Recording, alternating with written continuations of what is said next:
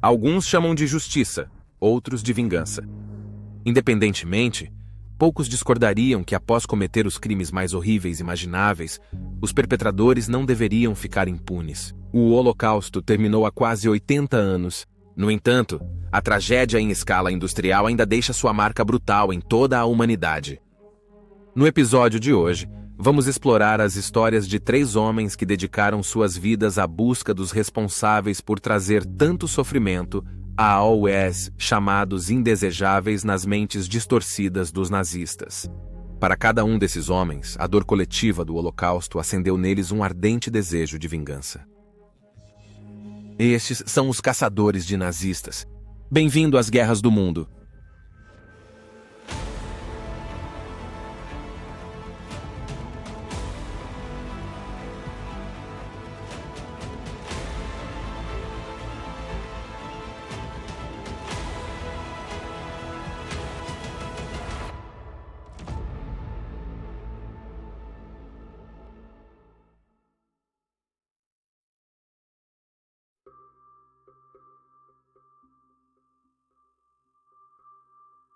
Em 2006, o jornalista Thomas Harding ficou entristecido ao ouvir sobre a morte de seu tio, Hans Alexandre. Mas quando ele compareceu ao funeral de seu tio, ficou chocado com o elogio fúnebre que revelou uma vida que muito poucos, até mesmo a própria família de Hans, sabiam, pois seu tio havia sido um prolífico caçador de nazistas após a guerra. Além disso, um daqueles que ele havia levado para enfrentar a justiça era nada menos que Rudolf Höss, o comandante do campo de concentração de Auschwitz. Após o funeral, Thomas imediatamente começou a juntar o passado de seu tio em um esforço para descobrir toda a história. Nascido em uma família judia durante a Primeira Guerra Mundial, os pais de Hans eram figuras proeminentes na sociedade alemã durante a década de 1920, organizando jantares para várias pessoas influentes, incluindo Albert Einstein. No entanto, com a ascensão do Partido Nazista, como muitos judeus, eles se viram incapazes de permanecer na Alemanha, e assim eles se mudaram para o Reino Unido com Hans, eventualmente servindo em defesa de seu novo país de origem contra o ataque das tropas vindas da Alemanha, servindo no Corpo Pioneiro Real das Armas Britânicas, que realizava uma variedade de tarefas de engenharia, muitas vezes nas linhas de frente. Conforme a guerra chegava ao seu fim, Hans Alexandre descobriu a verdade do que o regime nazista havia feito com seus companheiros judeus quando viu o campo de concentração de Bergen-Belsen. Movido por uma intensa raiva ao ver corpos empilhados e sobreviventes emaciados mal se agarrando à vida, após o fim da guerra, ele se voluntariou para ajudar a catalogar os crimes de guerra alemães e caçar os responsáveis. No entanto, sem um programa oficial para rastrear criminosos de guerra desaparecidos no período imediatamente após a guerra, ele confessou a sua irmã em uma carta que vinha conduzindo tais buscas em seu tempo livre e fora dos registros oficiais. Eventualmente, um programa oficial para capturar criminosos de guerra foi instaurado, e Hans Alexandre foi um dos primeiros a se voluntariar, e um dos mais procurados era Rudolf Höss. As autoridades britânicas haviam capturado sua esposa, mas, apesar do intenso interrogatório, ela se recusou obstinadamente a revelar o paradeiro de seu marido. Então Hans teve uma ideia. Adjacente à prisão onde ela estava detida, havia uma linha ferroviária, e o som das antigas locomotivas a vapor reverberava em quase todos os cômodos, enquanto passavam bufando. Quando um desses trens chiou ao longo da linha, ele invadiu a cela dela, dizendo que seu filho estava sendo colocado a bordo e seria entregue às autoridades soviéticas que o enviariam para um campo de trabalho na Sibéria, a menos que ela entregasse seu marido. Ele deu a ela um lápis e um pedaço de papel e disse que voltaria em 10 minutos para aguardar sua decisão. Ao seu retorno, ela havia anotado as direções para onde Höss estava escondido. Hans Alexandre e algumas tropas aliadas encontraram o antigo comandante de Auschwitz, dormindo de pijama em um celeiro perto da fronteira dinamarquesa, e o levaram nu através de uma praça nevada para o cativeiro. Após o que ele foi julgado e enforcado por seus crimes em 16 de abril de 1947. Outra captura notável de Hans Alexandre foi Gustavo Simão, que era o chefe da administração civil em Luxemburgo durante a ocupação nazista.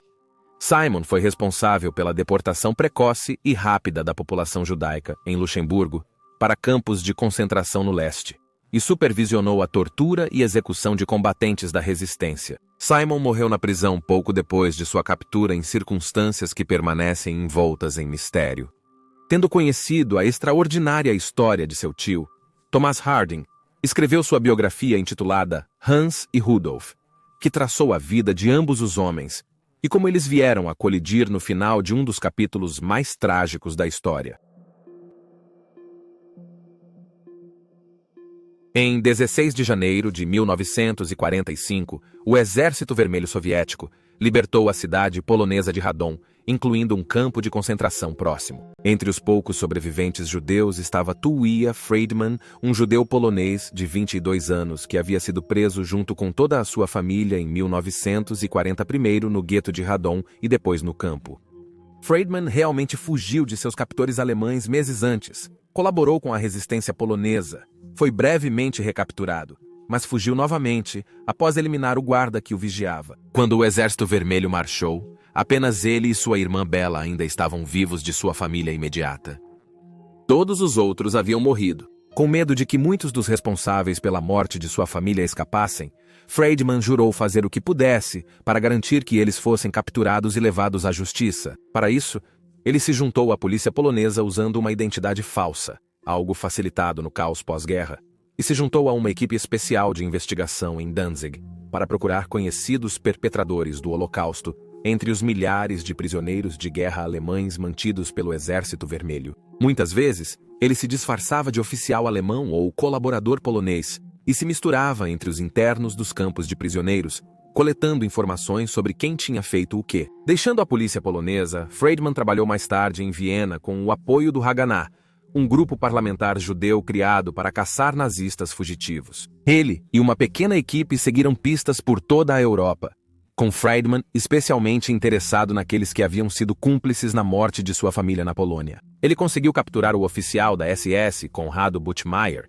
que havia abusado dos judeus de Radom, e então Ricardo Scheigel, outro oficial da SS que enviou muitos judeus para campos de morte no leste da Polônia. Durante esse período, Friedman ficou conhecido como o impiedoso pela intensidade com que perseguia seus alvos, mas o alvo que ele realmente queria sempre parecia escapar dele: Adolfo Eichmann, um dos principais nazistas que orquestrou o Holocausto e agora estava foragido. Em 1952, Friedman se estabeleceu em Israel e serviu como diretor de um ramo do Yad Vashem, que buscava documentar e memorializar o Holocausto. No entanto, ele acabou sendo demitido da organização por usar sua posição para priorizar a localização e captura de nazistas foragidos.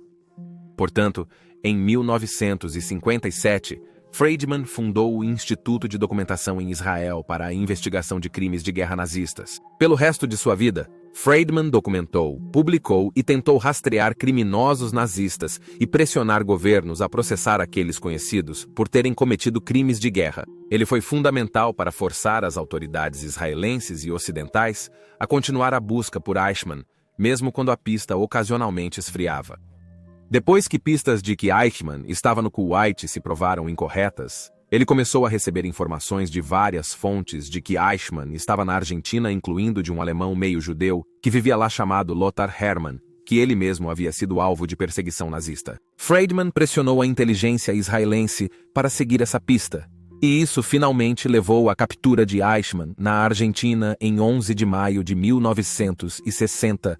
Posteriormente, ele foi julgado em Israel e enforcado em 1º de junho de 1962, a primeira e única pessoa executada pelo Estado de Israel. Tavia Friedman faleceu em 13 de janeiro de 2011 aos 88 anos de idade. E embora ele nunca tenha buscado reconhecimento por sua busca por justiça, ele se tornou um nome sinônimo da era dos caçadores de nazistas.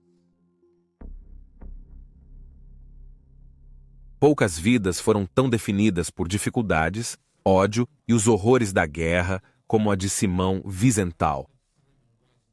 Nascido na véspera de Ano Novo, 1908, na Ucrânia, quando tinha 7 anos, ele viu soldados cossacos do exército imperial russo marcharem para sua cidade, forçando-os a fugir para Viena como refugiados, com a Áustria-Hungria sendo inimiga dos russos durante a Primeira Guerra Mundial que estava dilacerando a Europa. Retornaram para casa em 1917, porém, nos anos seguintes a terra foi disputada entre ucranianos e poloneses, até ficar sob a União Soviética em 1920. Apesar do caos político ao seu redor, Wiesenthal prosperou, trabalhando para se tornar um arquiteto e obtendo seu diploma universitário, em 1932. No entanto, mesmo assim, ele descobriu que sua herança judaica vinha com animosidade, suspeita e discriminação. Casando-se com uma mulher chamada Kayla Muller, os dois se estabeleceram na cidade de Lvov, onde Wiesenthal trabalhava para uma empresa de arquitetura. Os últimos anos da década de 30 foram um período relativamente tranquilo e pacífico para o casal, mesmo vivendo em um estado policial paranoico. No entanto, em 1940, as coisas começaram a mudar, pois Stalin começou a ver os judeus com crescente suspeita e deportou Wiesenthal, sua esposa e mãe, para um campo de trabalho na Sibéria. Seu padrasto já havia morrido enquanto estava sob custódia das autoridades soviéticas. Wiesenthal conseguiu escapar com sua esposa subornando um oficial e eles fugiram. Mas logo a terceira bota nazista marchou pela Ucrânia e não demorou muito para serem capturados e enviados para os campos. Enquanto estava lá, Wiesenthal teve uma fuga sortuda da morte em várias ocasiões. Possivelmente o mais marcante foi em 20 de abril de 1943, quando foi um dos 19 prisioneiros escolhidos para a execução no aniversário de Hitler. Ele só foi poupado quando um cabo da SS o levou para o lado e exigiu que ele pintasse as bandeiras para a festa que estavam organizando naquela noite. Sua esposa não teve a mesma sorte e, após sua fuga, organizada por Wiesenthal com partisãs locais, Wiesenthal foi informado de que ela era uma das várias pessoas mortas em um ato de assassinato em massa cometido por tropas nazistas contra civis. Wiesenthal escapou em 1943 com a ajuda de um oficial alemão chamado Adolfo Kohlhaas, e embora tenha sido recapturado, a experiência o fez acreditar que nem todos os alemães eram ruins, e que ele não deveria julgar um povo, apenas as ações de uma pessoa. Durante a guerra, Wiesenthal foi para vários campos de concentração, como Auschwitz, e foi libertado pela 11ª Divisão Blindada do ZEUA em 9 de maio de 1945. Como muitos judeus libertados, ele ficou com uma sensação inimaginável de perda, não apenas da família, mas de identidade, e, ardendo de raiva, pediu para se juntar ao Departamento de Crimes de Guerra do ZEUA. Rejeitado sob o argumento de que ainda estava fraco devido à sua prisão, em menos de 2 semanas, ele retornou e foi aceito. Sua primeira tarefa foi ajudar a localizar um guarda da SS escondido em um bloco de apartamentos perto do campo. Como se, em resposta às suas orações por um milagre, foi por volta dessa época que ele descobriu que sua esposa estava de fato viva e os dois se reencontraram. Juntos e com outros sobreviventes, Wiesenthal produziu uma lista de nazistas conhecidos que trabalharam nos campos e apresentou-os às autoridades americanas. O número exato de pessoas nesta lista varia dependendo da fonte, mas é frequentemente citado como sendo pelo menos 100, e com a ajuda de Wiesenthal, os aliados conseguiram rastrear cerca de 75 deles. Havia uma urgência crescente em capturar esses indivíduos, pois muitos deles já estavam na ferrovia subterrânea nazista, sendo contrabandeados para a segurança da América do Sul. Em vez de perseguir cada um individualmente, portanto, Wiesenthal começou a mirar na rede que os transportava e então os pegava no processo. Isso levou-o a descobrir a ajuda dada a OS nazistas em fuga pelo bispo italiano Aloísio Holdau na Sicília. A ilha havia se tornado um centro de transporte para os nazistas em fuga. Novamente, como com Friedman, no topo de sua lista de fugitivos nazistas estava Adolfo Eichmann. E apesar de um começo positivo na caçada, as coisas rapidamente esfriaram. E com o passar do tempo, até mesmo as autoridades israelenses hesitavam em investir em sua perseguição sem quaisquer pistas concretas. Quando essas pistas apareceram, Wiesenthal e Friedman estavam entre os mais vocais a pressionar pela sua prisão na Argentina. No entanto, depois, Wiesenthal escreveu um livro controverso no qual ele exagerou sua participação no caso. Isso levou a acusações de que ele era um trapaceiro. Mas Eichmann não seria o último fugitivo de Wiesenthal. Em 1964, recebeu informações sobre um guarda prisional procurado, a égua pisoteadora. Seu verdadeiro nome era Hermínia Braunsteiner, e ela ganhou esse apelido dos prisioneiros por causa de sua tendência de pisotear até a morte mulheres idosas e crianças pequenas com suas botas pesadas no campo de Magnecia. Descobriram-na vivendo em Rainhas, em Nova York, em 1975, e ela foi extraditada para a Alemanha Ocidental, onde recebeu uma sentença de prisão perpétua por seus crimes. Depois de desenvolver diabetes e perder a perna, ela foi libertada em 1996 e morreu em 1999. Outro nazista significativo descoberto por Wiesenthal foi Carlos Silberbauer, o oficial da Gestapo que capturou Anne Frank. Wiesenthal o encontrou graças a uma cópia de uma lista telefônica que incluía oficiais da Gestapo trabalhando em Amsterdã na época em que os Franks foram presos. Quando Wiesenthal confrontou Silberbauer, ele simplesmente disse: "Por que me escolher depois de todos esses anos? Eu apenas cumpri meu dever." Após uma breve investigação, Silberbauer, que trabalhava para o Departamento de Polícia de Viena na época, foi absolvido das acusações, para a frustração de muitos. Em 20 de setembro de 2005 foi anunciado que Simão Wiesenthal faleceu aos 96 anos em Viena. Apesar de sua idade avançada em seus últimos anos, ele negou veementemente que havia desistido de perseguir fugitivos nazistas e estava ativo nos círculos de educação sobre o Holocausto. Wiesenthal uma vez escreveu: "A história do homem é a história dos crimes e a história pode se repetir." Então, a informação é uma defesa. Através disso, devemos construir uma defesa contra a repetição.